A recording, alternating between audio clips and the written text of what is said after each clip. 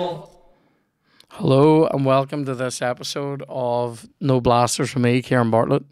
It is the first week of January, New Year, new monks. I don't know, right? Anyway, I love getting new monks at this time of year. I get them out of Marxies once the sales begin, and I'm very excited. I wear extra long length ones, not in the crotchal bit, but in the thigh.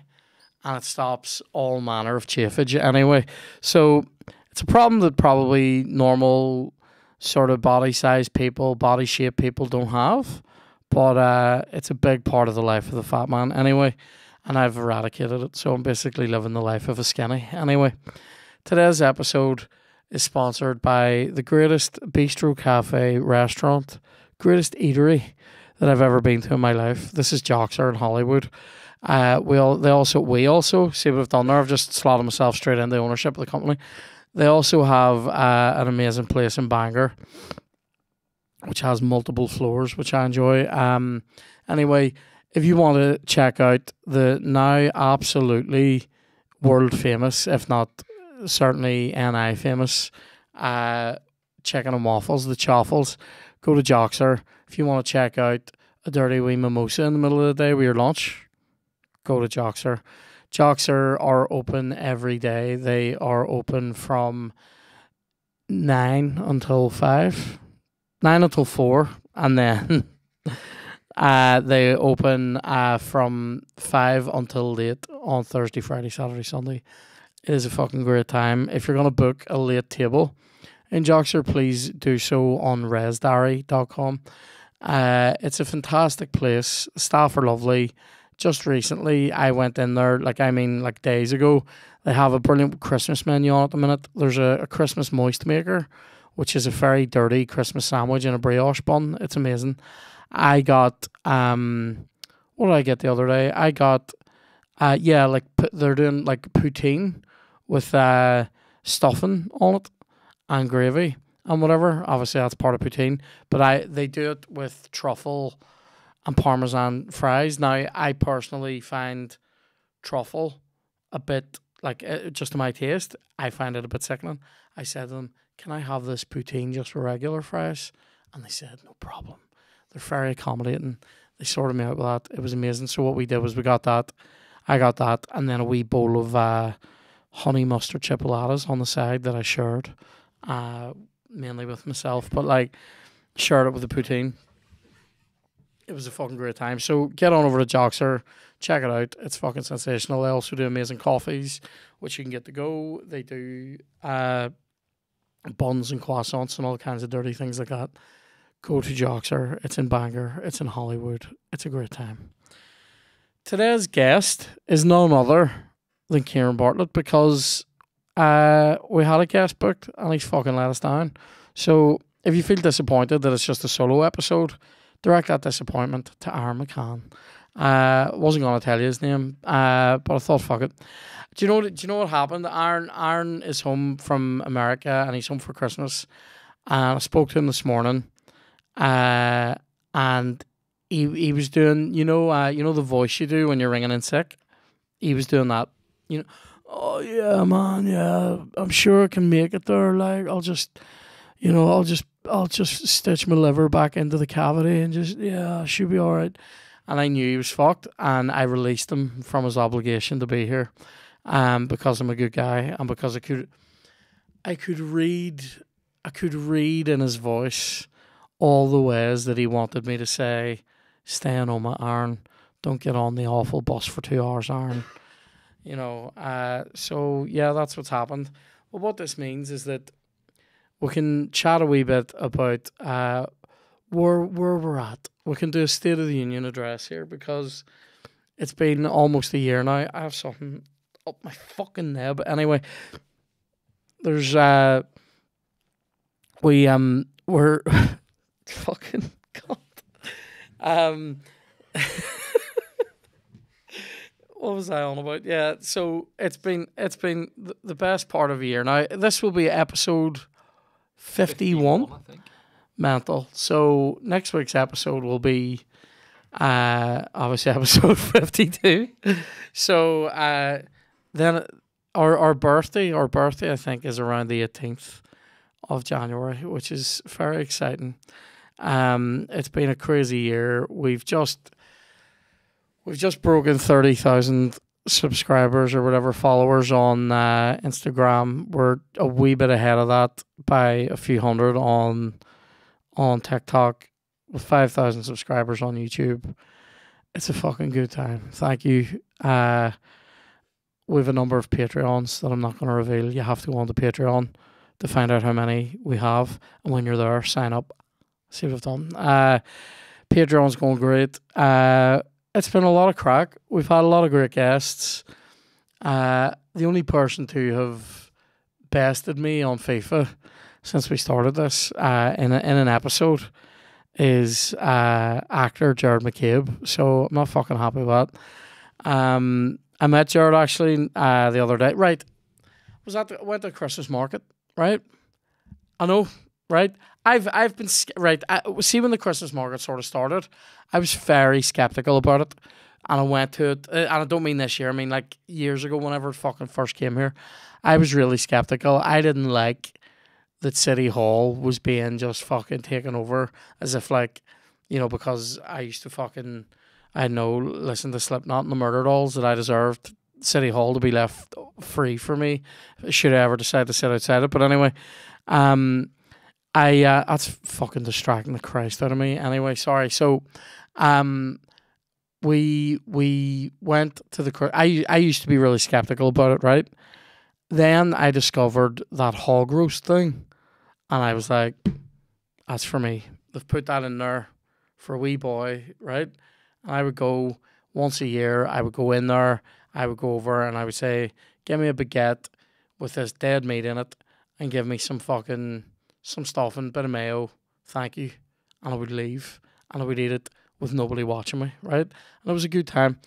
And then more recently, like say one of the first year Chloe and I were together, we went there and we got absolutely blocked on about 4 bottles of beer, right? And we were totally steaming. There's video evidence of us just coming home being dickheads.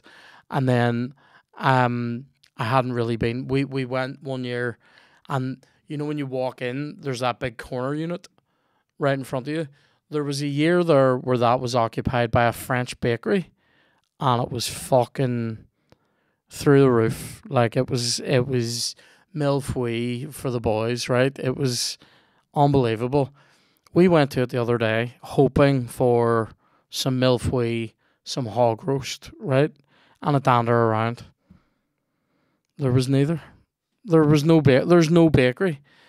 There's no hog roast. I'm going, is that not a staple? Anyway, we walked around it. We got a sausage. It was stinking. Like it was Tell me this, right? See, whenever you're getting a sausage, I don't like frankfurters. Like I don't like the texture of that. Yeah, big onions. Yeah, but it's the there's a rubbery bite to that I don't like, right?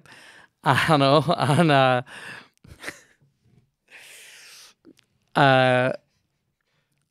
there's a it's the, you know, when it pops, you know, like, it's that I don't like that, right? I prefer like a butcher sausage, right? But I really do. I prefer that. And sometimes you can order, like, you can get ones that are like that down there, right? But we were talking to this woman. She was working at the sausage stall. It wasn't just some random. And we were like, here, can you get like a soft sausage? And she was like, no. And Chloe was like, well, can you do that thing where you cut the sausage up and put it in a wee box and put a sauce on it? She was, no, don't have knives. And I went, you don't have a knife? How do you cut the sausages apart from each other? Balls. How do you cut the bread that you serve it in? With your sharp wit? Fuck up. Like, that was lies. She just, do you know what she vibed? I can't be fucked helping you. Just order. Do you know what her whole vibe was? Please just order something. And we're like, Chloe went, just give us a sausage. And it was like a smoked one. And I don't feel like they cook them enough. Like, I want it to be. It was just stinking. I took one bite of it and went, "No thanks." And then I burped about 5 hours later, and it was in me. It was still in me. One bite, like that's disgusting.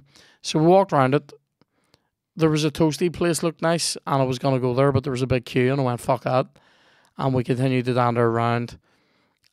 We bought some boiled sweets because we're 70, and we also went outside, and Jared McCabe was there manning a stall that belongs to a relative of his. I think he said it was his brother-in-law, and they do prints, and we got one of the prints, and it's a print of all different cafes in Belfast. Like they do art, like the art's great. It's called Wee Fella Print Shop. It's very good.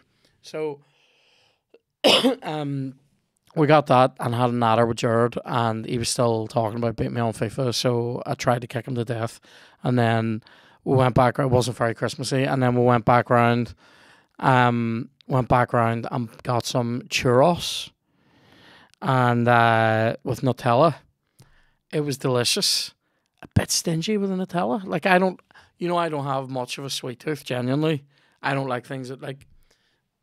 I'm very if there's one thing I'm known for, Dan, it's throwing food out after I've taken one bite of it. Like if it's too sweet, or if it's a sausage that hasn't been cooked to my liking. So, churros need a bit of Nutella on them, in my opinion, or something. I'm interested in this. So, do you think a churro can you go savoury with a churro? Have you had it? It's like French toast, kind of. Yeah. You can go sweet or savoury. Like, could you do, here's a question, as a topping for a churro, salt and vinegar? Does that work? Maybe salt, but I don't know with the vin. What about, like, brown sauce? Yeah, maybe. Or like do you know what I think might be nice with it? You know, like a Mary Rose sauce? What's Mary Rose sauce? Like a prawn cocktail sauce. Interesting. No? Yeah. No, this is good. This is good feedback for the business that I've just sunk all my money into. So, no, because I was thinking about this. Like, churros are interesting to me as a product. We went to a place in Glasgow. It was called Loops and Scoops, and they do this thing where it's like they give you like a halo shaped churro coming into like a wee cup of ice cream. And the one I got though, they made like a churro thing where it goes round and round and round, and it makes like a wee spiral of a cup, and then they put ice cream in that. That's what I got, and it was fucking unreal. And so I think there's no churro place here apart from at Christmas time, but I think you could open a churro place and it would go a fucking storm here. I'm always on the lookout for crazy ideas like that, Dan, you know me. But like we got basically it was just disappointed in the market. Like it was a bit shite. Like the print shop was good and the churros were good, but it was a bit balls like other than that, because it's just the generic stuff. But they didn't have, I mean, how many fucking stalls do you need to have selling dream catchers? How many? They're all balls. Somebody should call it out. Somebody should. That's what I'm doing. New year, new market next time. That's what I want. One stall doing dream catchers is enough, thanks. Not fucking 12 of them. There's about 12 of them selling fucking dream catchers, and there's about 10 of them selling fucking just dear fucking like Christmas ornaments, and you're like, you've made that for £2, you can't. Just because you've written Belfast on it doesn't mean that I'm gonna fucking spend 20. Like, how much does it cost to make a candle? What? Candles? There's always making candles, making soap. I'm like, who like candle making kits? A chore of a present. I want something that's made. You would never turn around to somebody and go, here, I've bought you. Good one. I was gonna say, you would never turn around and hand somebody the cover of a book and go, you read it. You ever get the Rossi's ice cream, the chimneys? They're like, it did look good. It did look good, to be fair. We were in more of a churro space because it was so cold. I like churro vibe, what it comes in, you know, that like... Interesting. It's like a chimney of sugared pastry with the ice cream in it. They were selling them, ice cream chimneys. They were also doing a thing that we did last time we were there a few years ago, where you make your own s'more. which is enjoyable. But I'll say this about it: they don't have real. I'm not gonna say graham crackers. They don't have them, so you're just making it on a digestive, which is a graham cracker, which is a wee bit. That's a wee bit sad. That's like because the whole thing is, it's like because they have the big American marshmallows, and then they just give you normal chocolate and all, and go no, do it if you're doing it, do it the way it's meant to be done, like graham crackers, marshmallow, and fucking smelly Hershey chocolate. Hershey's, Yeah. Do you know why Hershey's chocolate? American chocolate has. Do you know why we think it's stinking? It has a chemical in it that's the same chemical that's in your boke, and that's why there's a bokiness to Hershey chocolate. Why did they think that was a good idea? No, they don't. They don't put it in. It's like it's naturally found in the way in their chocolate making process. Isn't that weird? Fucking change. All we have in ours is the feeling of love. That's what I enjoy. Do you know that there? Chocolate releases the same endorphins in your body that being loved gives you. That's why, when you're drinking your cranberry juice once every 4 weeks, the chocolate sales go up. You know what I mean? That's controversial. If you know, you know. If you don't know, don't ask. So, also, what else have I been up to? So we did the Mandela on Saturday, just past there, just pre-Christmas. We had our ho blasters, a great time. The match. Do you know what the true result was? 5-4 to me, because William scored basically from a move that happened whenever I was up on my feet doing a raffle. We had some technical difficulties with the screen. I say we did. The Mandela had technical difficulties with their screen, and we went. William was 4-1 up at half time. It was a ridiculous first half. It was pathetic for me. I couldn't play, and then I made some critical changes to the shape and staff of the team.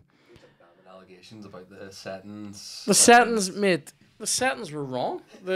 Some libelous it wasn't comments made against me. Was it my team, Dan? No. Was there a diamond in midfield? No. But I didn't select. What happened? What happened whenever we put the diamond into the midfield? We started pinging the ball around like fucking 1970 Brazil. That's what we did. Ping, ping, ping. Got it back to 4 each. Then went 5-4 up. Then the screen started fucking about. And while I was up getting the raffle box, William set himself into a move that led to his goal. Made it 5 each. It went to penalties. I lost on penalties. I believe I won the hearts of millions with my epic performance, getting it back to 5 each. And then on Sunday, meanwhile at the Mandela, sorry to anybody who was decapitated by any of the prizes that I threw out. There may be injuries. We apologise. You take your life in your hands when you come to one of our shows. But it's all in the name of fun. It's like, imagine you were on Family Fortunes and instead of there just being a car there, they actually drove it at you. It's kind of like that. It was the worst display of throwing I've ever seen. Some awful throws, to be fair. Like half the products didn't get off the stage. No. Well, it's very hard to throw an envelope. As you demonstrated well. I did get one. I tossed one like that, and it literally, was so pleasing because it flew through the air to this cunt, and they stood up and caught it, and I was just like, that was perfect. Why can't it all be like this? And then, next time I go to throw something, near take someone's fucking front teeth out. So that was good. Some of the products are, some of the prizes. So I had like Smarties and arrows and stuff, and they're just hard to throw. I mean, you would think an arrow would fly better. Do you know what I mean? Being that it's so light and airy, but anyway, fuck it. It was a good time. We'll have Mo Bartlett and Kev on the first half, and we'll have William Woodsy and Shane in the second half. It was a lot of fun. Best dressing room I've ever been in my life, by the way. I wanted to ask you about this too. Your Chloe, is she part Japanese in any way? No. Why? Because at the end of the night, she was like clearing that green room like she was part of the Japanese football team. She left it. Oh no, spotless. she literally was wiping down surfaces, putting bottles of water in the fridge for the next person. She cleans like she loves to clean. She did it with She's done that pretty much everywhere we've been. I'm trying to think where there was where were we getting the Ulster Hall in the Ulster Hall dressing room. It was getting a bit. I mean, what's even the word? It wasn't dirty or anything. It was just like it was a bit messy. It can't get dirty. You're in there for like 45 minutes. I know, and people are just drinking water, so it's pretty tame. But like all the bottles, all the sweetie wrappers, all that kind of shit, bags of crisps people were eating. Chloe will she likes to leave the place nice, so she did that. But here, that dressing room, the Mandela, has a fucking microwave and, I mean, luxury, a microwave, an ironing board, which is a nice touch. The biggest TV we've ever seen. A huge TV, which was working, and a nice big bog with a shower and all in it. So Lights in the bog. Automatic lights. It was luxurious. Fridges for days. Very much enjoyed that. Shame about the screen, but anyway, sound check was nightmarish as well. But anyway, it was very much fun. And then on Sunday, I did a gig in Copeland Distillery, which was fucking great, in Donegal. They're very nice down there as well. Gave us a bottle of drink and a bottle of hand sanitizer, and which I'm actually very excited about, and buns for days. Just a great time, just lovely. So it's been good. Shall we do some questions? I have some of them here. Hang on. Hope they're not shit. So what have we got? Jared Derry from Patreon asks, what's been the most memorable moment of your career so far for both of you? Who's both of us? Well, we thought Aaron was going to make it. Aaron's most memorable moment will be whenever I let him live after he cancelled today. He didn't really cancel. I released him. But it was a release based on his implicit wish to cancel. What's been the most memorable moment of my career? Jesus.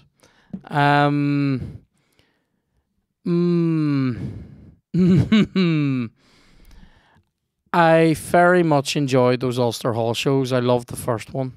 That was special. It was also, so that's quite memorable. See, to be honest, you know what the most memorable moment is?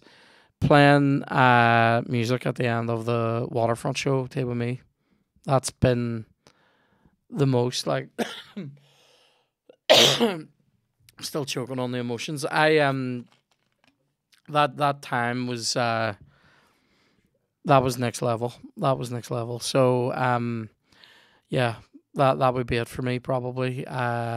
Shane and Dave and Gianni and I all sing on Wonderwall, and a little respect. And I was singing my version of Wonderwall just to fuck Shane off. So that was good. Writing wise, getting the pilot made, and actually something very enjoyable about rolling up to a set the first day of shooting where there's like 50 people all doing shit, and you're just like, fuck me, this is like all these real people are doing real jobs based on something that I pulled out of my hoop in the house a couple of years ago. At that time, like, took a couple of years to get from script to shooting it because of the fucking pandemic and what have you. But mad. So that's very enjoyable. Starting B Team, the comedy that we just shot, and it's going into more development now. So crazy times. That was very enjoyable. And yeah, that would be my answer to that question. Good question, Jared Derry. That's a victory. Niamh McGurk, who went to uni with us, I believe, and used to come see the band that Johnny and I were in, asks, greetings and salutations, most revered king of all goblins. I love that. How would I feel about a series, Travels with Twanky? Where would my next destination be after being to Tenerife? Well, I'll say this, it fucking won't be Tenerife. I'll not be back, thank you. Had a good time, won't be back. There you go. Do you know, I would love to do a travel series. I would fucking love that, because I travel about as well as Guinness. So once you go 100 miles outside of Belfast, I start to get a nosebleed. Like, I mean, Do you know what it is? This is true, right? I would love to do a show. Like I would love that if I was getting to see shit and I was being paid to be there. Come on now. That's like I'm going away to do an academic conference in January, right? In Rome. And I'm not getting paid, but it isn't going to cost me very much money, if you know what I mean. Like I'm able to claim some expenses back through a bursary that the conference are giving me. So it's not costing me a lot of money to go there. Is it 4 free days in Rome? Nearly. It will be by the time I claim money out of the university. Anyway, great times. Very excited about that. I love Rome. Have you been? No. I've been to Rome. This is gonna be, I think it's maybe my 6th time. I fucking love it. Like, I feel like I could live there. Discuss. Would you have to be the emperor? I wouldn't have to be. People would naturally just start to gravitate towards me as though I were their emperor. I love it, mate. Can you imagine, right? Can you imagine being so powerful and famous that there would be statues of you, lifelike statues of you standing somewhere for 2,000 years? That is fucking... My fucking Bebo account got wiped off. Like, it's gone. Do you know what I mean? Can you imagine being so famous? Some of those clips from UNT with me will be still here in 2000. You losing your shit about minimum wage and stuff minimum like that. wage, yep. As long as there's Tories, there'll be me fucking slabbering at them. Don't even start me on them cunts. Oh, you've started me, Dan. I don't know what will have happened between now and when this goes out. See that Rwanda policy? Oh my God, it is profoundly immoral. I fucking hate that they've made it legal. The court. I've written an article. It's coming out in the Christmas edition of the Sunday Life, which is actually on Friday the 23rd. I've written an article where the High Court have said this is legal because Rwanda is a safe country. The Tories' own government website, if you go on to the Foreign Office and look up Rwanda, says this is not a safe country. It says there's grenade attacks, artillery attacks, fucking civil war about to fucking go like that. It says all these things. It's like here 30 years ago. Was it safe here? No. It's not. It's not safe. It's anyway. God help better anybody. Climate than the UK, but It what? better climate than the UK. Depends what you mean by better, Dan. I would rather live somewhere where it's milder. They're bound to get very little rain and a lot of sunshine. Anyway, what I was trying to say about it is there's something so grim about sending people away. The refugees. Stop calling them migrants. They are refugees. They're leaving war zones. They come here looking for a better life. You turf them to Rwanda. You pay £120 million up front to the Rwandan government, and then it costs around 100 grand per person to deport them on the deal you're doing. Is that so? For 10 people, that's another £1 million. Instead of fucking putting them into the fucking circulation here and having them contribute to the fucking economy. No. I was about to get up and walk away there, but I remembered I still have some podcasts left. No, it just fucking it grinds my wee fucking gears. Anyway, it grates my testes. So at least they're treating the nurses well. You're such a wee dick, mate. This is the thing. They see when people like nurses and firefighters and teachers are out on fucking strike. You've got to look at yourself like as a government like. These cunts have no time. There's no time left. I can't wait until the fuck off. I'm just trying to remember what this question was. Who knows what the destination will be? You start in Tenerife, you end up in the Tories, right? So, where would I go? I would love to do a thing going around Route 66, going around parts of America that we did before. Would be a great travel show. Do you know where I want to go? I think I've said this before. I long for a fjord tour. I want to do the Norwegian fjords. I also would love to go to some of those Scandinavian capitals. I'd love to do like Helsinki, Oslo, Stockholm in like not in that order, but like in like a trip. Do you know I nearly moved to Helsinki a few years ago? What stopped you? Fear. I got offered a job there. Ancient history in a university. Like I would teach and study and get my PhD at the same time. And I got offered it, and I was very close to going. And then it was sort of, I think one of the things that stopped the fear, and the rigmarole of doing it stopped me. And also was sort of like Chloe was working. I had a different job at that time that was sort of like it didn't really make sense for us to just leave, so we didn't go. But like I'm really glad I didn't go. But isn't that weird? Finnish is a bit of an awkward language as well. Like.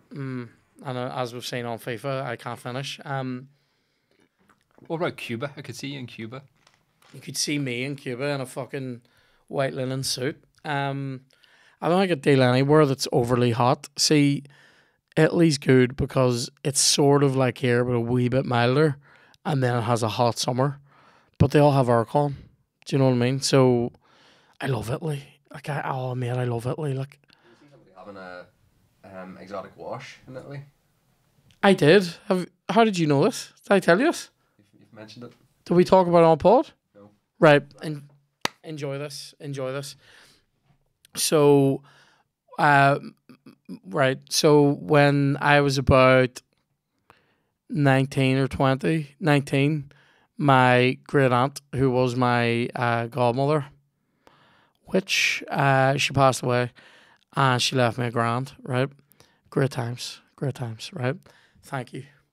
R.I.P. Witch. And we is the same auntie that got me a paperweight from a communion when I was 7. She used to tape 20p's into the inside of your birthday card. Anyway, She left you a grand at the end. I can't believe you're still bitching about her. it was a. She nearly left me as a snipe at other people.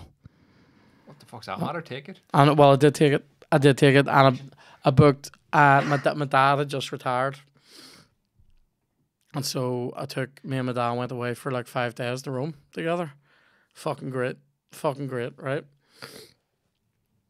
We got a wee hotel, Hotel San Remo, and it was near the Termini station, and we walked like fuck on that trip, right? Because the buses going towards the Vatican from Termini are notorious for pickpockets and stuff like that, and we were fearful that we would get shit stolen, so we would get up early and walk like fuck across Rome.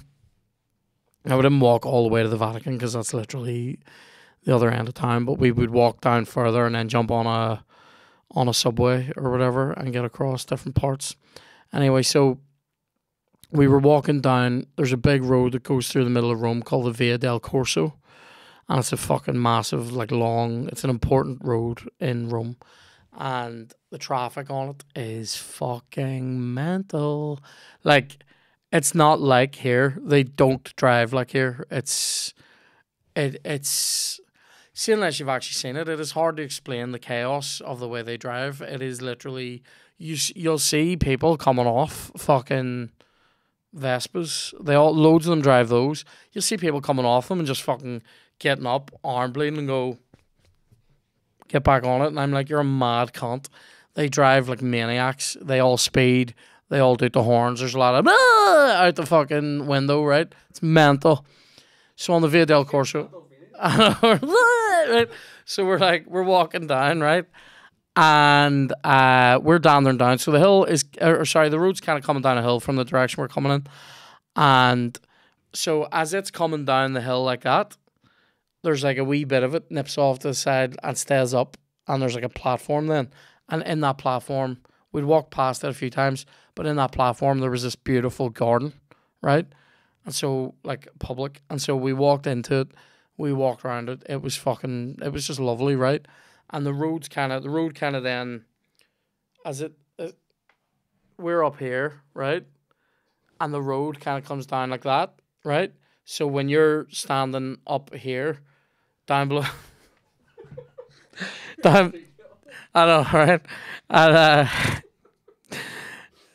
this is the Via del Corso, right? Anyway, so the road comes down in front of this wee garden, and we're standing there, right, me and my dad, and we're taking a bit of a break from the dander we've been on. We're drinking some water, and we're just enjoying the view. It's rush hour in the morning. It's fucking mad, right? And whenever you walk into a room sometimes and somebody's fly is down, and maybe there's a bit of a shirt hanging out of it, if you're very unlucky or lucky, depending on what way you might look at it, there's a wee fucking half a bag or whatever, right? And you don't look at it, you just see it. Do you know what I mean? Like, I'm looking over there, I'm seeing somebody's dick over there, right? Because your brain goes, warning, there's a fucking fly down over there, right? Well, me and my dad are standing, talking away, chatting away, and then at the exact same moment, both of us just went, there's a woman washing her fanny in that fountain over there, right? And she was a bit of a unit, right? And she had like big bushy, like curly dark hair, right, on her head, and she was wearing like a dress type thing, but she was over absolutely petting the clam of herself in this water, like, right, just fucking soaking the clunge, right, like, mate, drowning the dude, like, it was absolutely mental. She's just in the middle of, and I mean, so they have fountains in Rome that are for that have been there since Roman times, since like ancient times, that still work. The water system under Rome is ancient and still works. Like, this is what do they call it? The look this up. Is it called the cloacqua? I think it is. Anyway, yeah,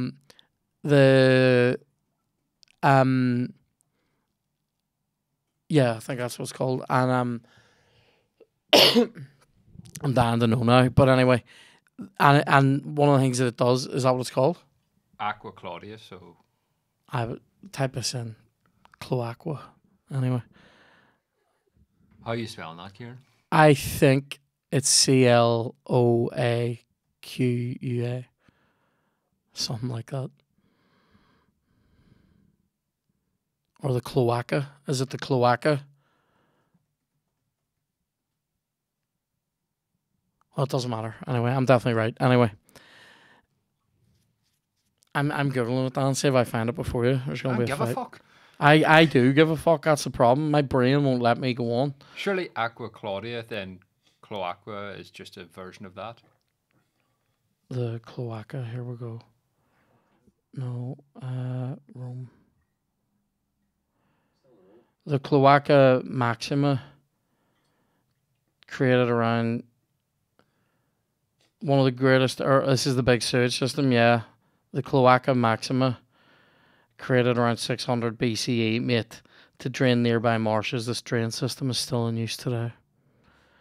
Romans. Getting shit done, anyway. So she's in the middle of this fountain. There's fountains in Rome that fucking everyone's meant to have clean water in Rome. That's the fucking idea. There's fountains in Rome and they still operate, and you'll see people just going over and filling their bottles out of this. It's an ancient system. It's unbelievable. But some people go over and fucking give an out face wash. Now the water runs constantly, so it's just grabbing water and putting it on your face. She's over giving it the fucking, right, getting up into the fucking, what I would describe, do you know what you have, Michael? Flips. And that's FLEPS, right? Flips, right? She's in washing the flips, and me and my dad are just standing there going, right? And it's happening like over there. We're looking over there and you can just see, right? And then she starts on the fucking ditties as well, and just washes her whole body, like her whole, does everything in this fountain while just strategically moving parts of her dress. It was terrifying. Now, I mean, this all happened. This happened in 15 seconds, so it wasn't like you weren't sitting going, and I'm trying to look at my dad, and the two of us are looking at each other going, what even is life? But in the background, anyway, good times. So thanks for reminding me of that. But yeah, it's a great question. I would love to do the Scandinavian capitals. That's where I would love to go. I think I'm possibly of that world, like of that, you know, I think I might naturally be part of what do you call it? Like I might be one of the Viking babies in Ireland, you know. What would my dream holiday and what would my nightmare holiday be? Both Tenerife. Did I have any Lay's crisps on my holidays? If so, do they stand up to your favourite crisps? Well, Aaron, this is from Aaron Parks. Sorry, our last question about what my favourite holiday be was from Oliver Tumblety. Aaron Parks, I have news for you, mate. Lay's crisps, walkers, mate. That's what they are. They're walkers. Their symbol's the same. I didn't have any when we were in Spain. Do you know, it didn't. I had one bag of crisps when we were away, and it was on the second last day, and they were shite. I wanted actual crisps, and you know what I got? I got these ones that were like frisps. You know, where they've mashed potato down into a sheet, and it's not really real potato, so it annoyed me. And they were German, and they were sour cream and chive, and they were okay, but they were very disappointing and very on your teeth. Anyway. Lay's crisps. I would have had Lay's in America when we were there. I highly recommend the ranch Lay's. If you can get them, you lay your hands on those. Worth getting.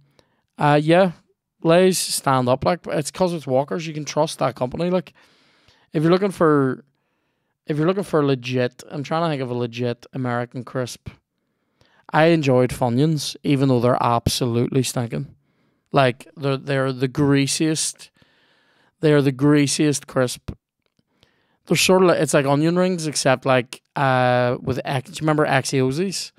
It's like Axiosi texture in the shape of an onion ring. Weird. Daniel McGahey asks, any hints on what Nevermind the Mock blame is going to entail? Can't wait for it. Thank you, Daniel. Thank you for buying tickets to our amazing shows. Well, yeah, so I can tell you exactly what it is because this is fucking a few days late. So I've just seen a question. It's made me lose my mind. Anyway, we've just done Nevermind the Mock Blame in the Limelight one on the 30th. These tickets, mate, weirdest. They just went like fuck. So keep an eye out if we're doing any more of these. We will have done games that were ripping the piss out of parts of other panel shows. That's the kind of style that I wanted this to be in. So there'll be stuff out of Have I Got News For You, Would I Lie To You, Nevermind the Buzzcocks, The Blame Game, all kinds of stuff. And quizzical sections devised by myself, hosted by Aaron Butler. Great times. We have made a video of it. And once it's done, my patrons will have access. I think I might also grant access to a couple of other Patreons eventually, like to Shane's and Paddy's. Excuse me. Someone has just said here, Branston beans are better than Heinz. Thoughts? That's from Willie Palmer. I know what he's trying to do. He's trying to irritate me. And it won't. I say it won't work. It has worked. I just wouldn't. I don't eat beans very often. And when I do, I boof them. And when I boof them, I use an OXO cube, not a fucking Knorr or a fucking beef alternative cube. I use an OXO. And when I'm doing my beans, I use Heinz. Beans means Heinz. That's worked on me. You've previously, this is from Jonathan Brooks, you've previously talked about how much you love the Ulster American Folk Park. Have I been to the Doe Famine Village in Donegal? No. But I might, but I haven't been. Jonathan Brooks says, Twank ever been asked to dress up as Father Christmas? I feel like he would make an excellent Santa. People are trying to start the troubles again here on this fucking Patreon here. I have not been asked to dress up as Santa. I mean, I've got the beard, I've got the belly. Lord knows I've got the full sack, so why not? What did I get? Michael Skillen asks, describe the best Christmas you've had to me. The more detail, the better. See if I just said describe the best Christmas you've had. Normal. Adding to me makes it feel like Tell me. Describes weird. Set the scene, and then what did I get Ma Bartlett for Christmas? We got Ma Bartlett some crafting kits and some vouchers and some edibles, like sweets and stuff. Not fucking. She's not hitting up the old THC. Like No Jim Carrey movies on DVD. no, she doesn't like. Well, in the middle of getting ready for the show the other night, she just starts mouthing off to Dan because Bruce Almighty was on the TV in the dressing room in the Mandela, and Ma Bartlett just starts going, "I don't like him, Dan." Anyway, she doesn't like anybody. It's funny. She doesn't like me. She doesn't like Bill Murray. She doesn't like Steve Martin. Who else is huge? That's like an American comedy actor. Chevy Chase. Anybody like that? She used to hate Leslie Nielsen. I'm like, why do you hate all these funny people? Fucking anyway. The best Christmas I've had. There's a couple of great ones.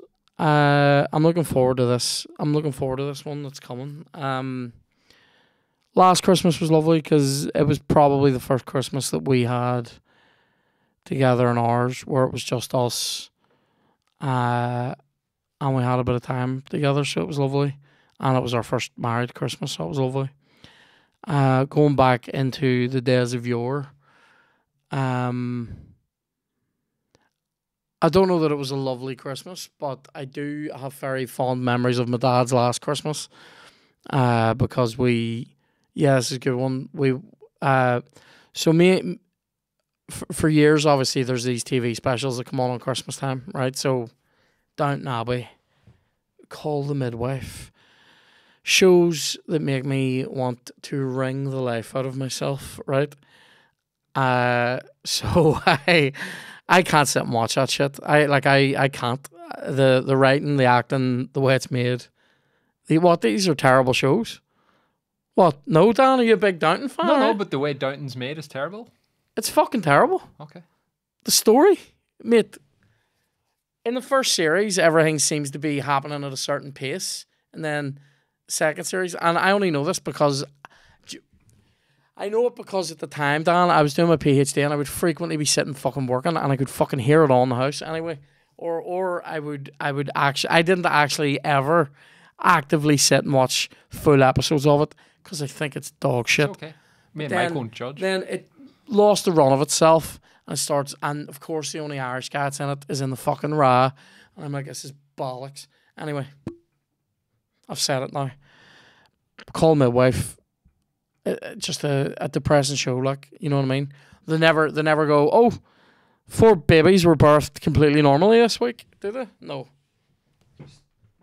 What's wrong with this one? That's how every scene should start. Now, what's wrong with this one then?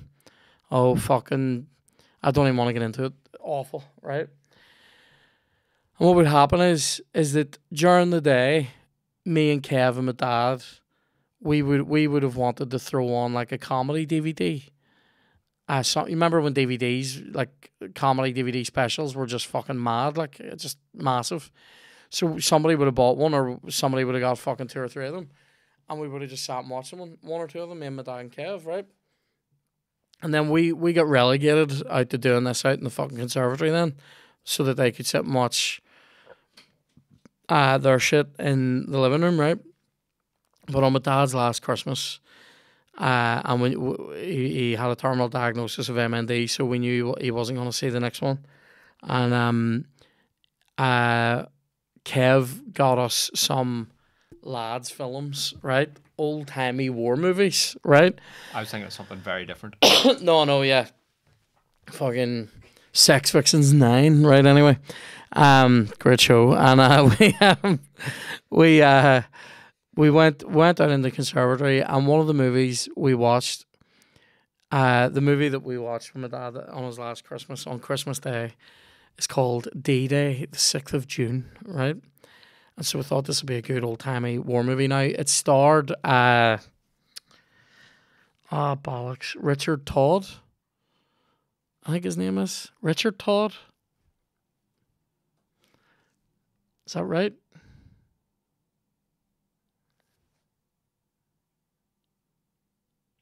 Richard Todd.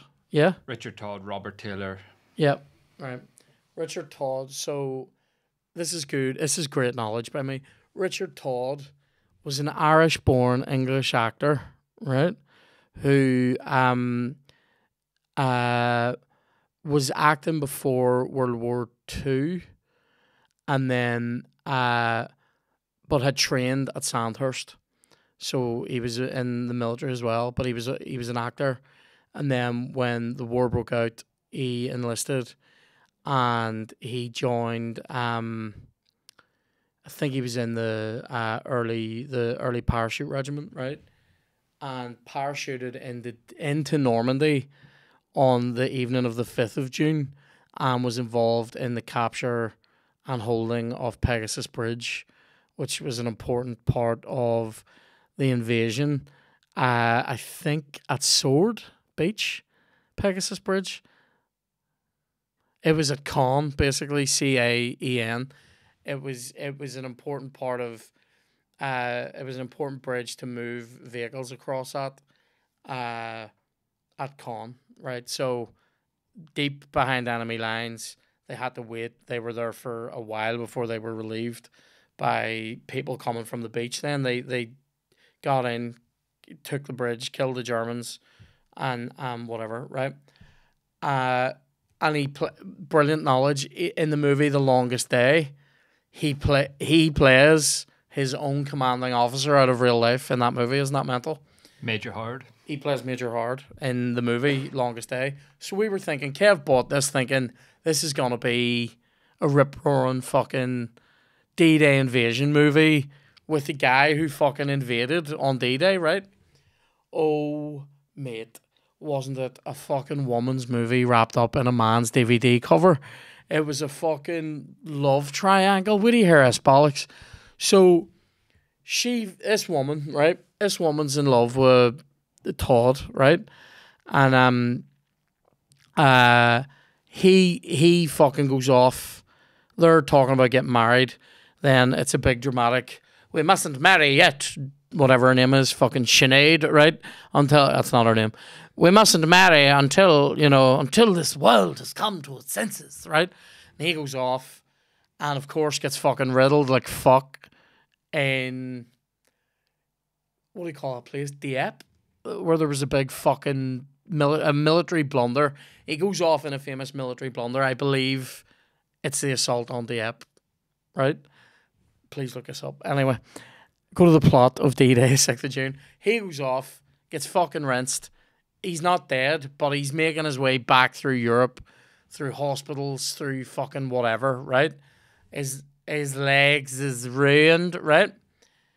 And then cut back to London, and Robert Blake, big American guy, strolls in, and her fucking flaps are wetter than the fucking beaches in Normandy, right?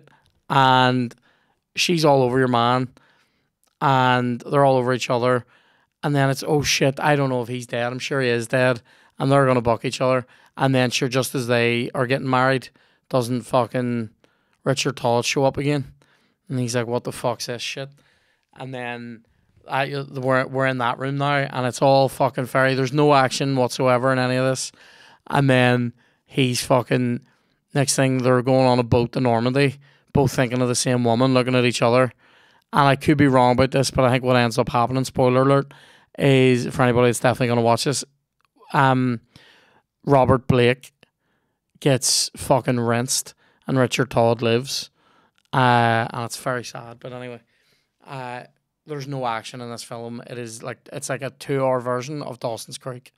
It's not even as entertaining because no one's as good looking as anybody in Dawson's Creek. So and I remember my dad turning around to Kev and basically being like, just going like, if you ever fucking think you're getting to pick the film ever again, like, so fond memories of that. And then looking back, maybe even further, I had a great Christmas. The year I got my red BMX was a big deal for me. When I was about 7 or 8, I had Captain Scarlet pajamas and a red BMX.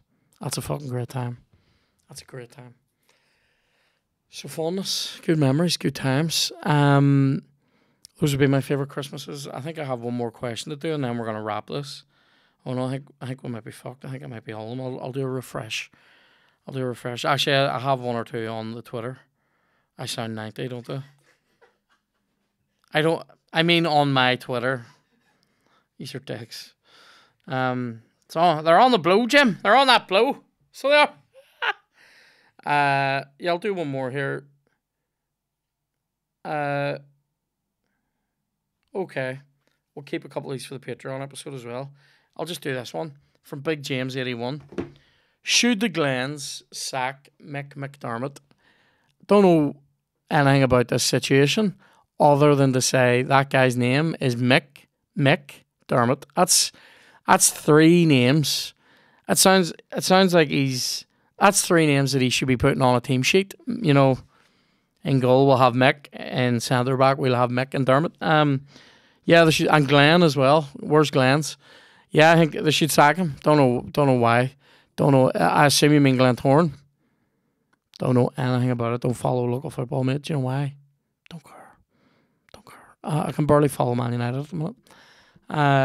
Fell asleep during the World Cup final. I was knackered. What a time to fall asleep. I was so raging. Do you know, Argentina were 2-0 up. They were fucking riding them. It got to half time. I'm like this. I'm going, do you know what? Stay awake, twank. Because what if they come out and fucking Mbappe scores, or fucking, I like that guy, is it Kolo Muani? Is that his name? Yeah, I think so. He looks a player, right? And I was going, these, right?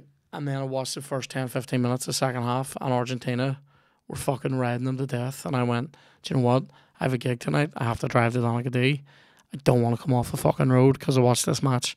So I went and had a wee sleep. I wake up to a text message from my mate Eamon saying, this final is incredible. And I'm like,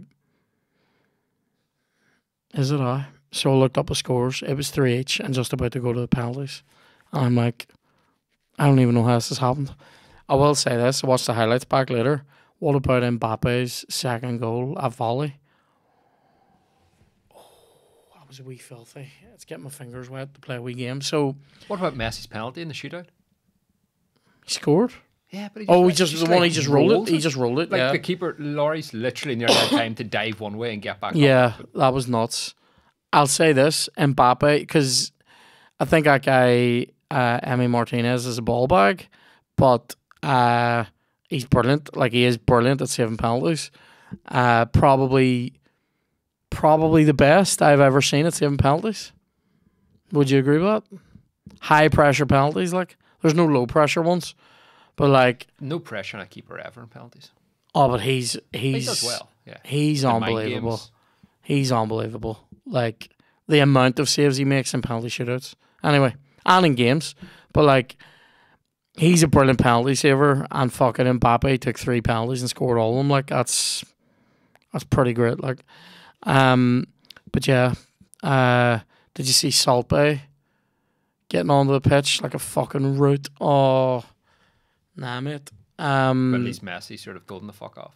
Yeah, I think it's weird that he's become famous for dropping salt off his arm. That's where we're at. This is the last days of this empire, Dan, whatever it is. Neoliberal capitalism. It's on its way out. Fuck knows what comes next. Sign up for Patreon if you want to find out. Sign up for Patreon. Yep. That's great. Thank you for that. Patreon.com/noblasters. Right. So, get off to a good start this year. Smash it. Shoulders back. And have you seen that guy, by the way? He's like American now. Troy Hawk, mate. Go and see this guy. Sincerely, shoulders back and smash it is one of the fucking. I say it too many times. It's so funny. He's fucking brilliant. We saw him in Edinburgh. His show was excellent. Like, is he coming here? Is he coming Dublin at some point? Because he's doing a big. Is he doing Dublin? I don't think he has any in Belfast yet. If you get a chance to see this guy, I mean, he's big now. I believe this guy could be one of the next huge hitters in comedy, global comedy. Like, so funny, so smart, really dead on. Because he, you know, I'll say this, he ripped me up during the show, right? but he didn't know I was a comedian, and he apologised and all later, and I was going, mate, don't worry about it, because normally I would never sit in the front row of a gig, because I want comedians to be able to talk to people in the front row, but I thought, nobody knows me here, we'll sit in, and sure enough, he started chatting. See, when he's ripping you apart, it's all positive. It's not even ripping you apart. He makes you part of the show. It's all positively charged, and it's really funny. Like, I was pissing myself at what he was saying. He said to me that I was giving him human houseplant energy, which is fucking unbelievable. Really funny. Please go see him if you get a chance. Troy Hawk. What's his real name? Milo something. Sorry, Dan.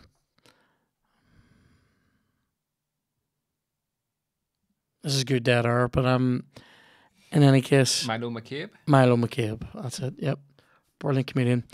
Go see him. So yeah, smash the start of this year, and we'll see you next week. And in the week after that is when I'll be in Rome. There'll still be an episode out. Don't worry about that. But I'll come back and I'll tell you all about it. So in a couple of weeks. So thanks very much. Happy 2023. Get it booked. And I will see you in the next one.